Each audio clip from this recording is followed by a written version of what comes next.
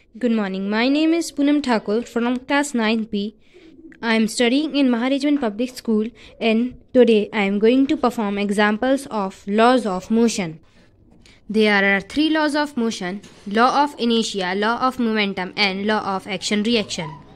Before studying first law, what is inertia? Object in rest tends to be in rest. Object in motion tends to be in motion. This property of object is called its inertia. There are different types of inertia: inertia of rest, inertia of motion and inertia of direction. We will perform an activity to prove the law of rest. Inertia of rest. If you beat a mat with a scale, you can see dust particles.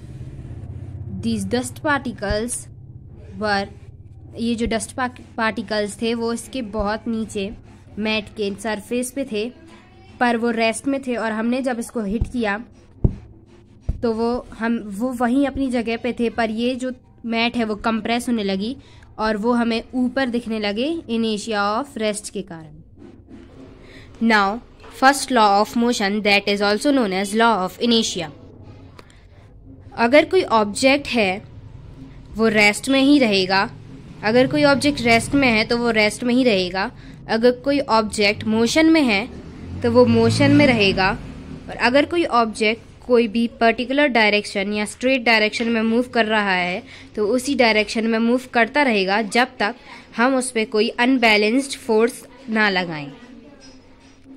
इसको हम prove करेंगे in activity के through. पहला point उसमें यह बता रहा था कि अगर कोई ऑब्जेक्ट रेस्ट में है वो तब तक रेस्ट में रहेगा जब तक हम उसमें कोई दूसरा फोर्स ना लगाएं। ये जो टॉय है वो तब तक रेस्ट में रहेगा जब तक हम उसमें कोई और फोर्स ना लगाएं। दूसरे पॉइंट में यह लिखा था कि अगर कोई ऑब्जेक्ट मोशन में है तो वो तब तक मोशन में रहेगा जब तक हम उसे कोई दूसरे अनबैलेंस फोर्स से ना रोकें या कोई फ्रिक्शनल फोर्स से।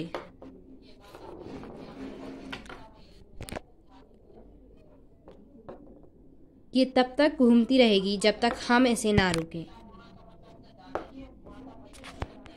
और अगर कोई भी ऑब्जेक्ट किसी भी पर्टिकुलर डायरेक्शन में मूव कर रहा है जब तक हम उसे कोई और फोर्स ना लगाएं तो तब तक वह अपनी डायरेक्शन नहीं बदलेगा।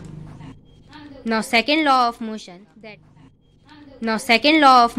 that is law of momentum. What is momentum? It is a physical quantity which is the product of mass and velocity of an object. Second law of motion states that the rate of change of momentum is proportional to force applied. इस statement का formula जो है वो है F force is equals to mass into acceleration. इसको हम एक activity से प्रूव करेंगे।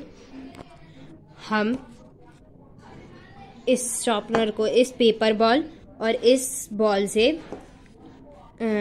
हिट करेंगे। पहली एक्टिविटी में इसका मास जो है वो इसके मास से ज़्यादा है,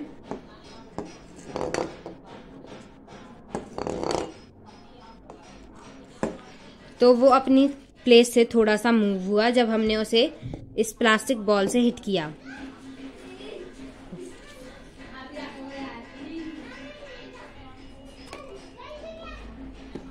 वो अपनी प्लेस से ज़्यादा मूव नहीं हुआ जब हमने उसे पेपर बॉल से हिट किया, क्योंकि इसका मास जो है पेपर बॉल का वो रिलेटिवली प्लास्टिक बॉल के मास से कम है।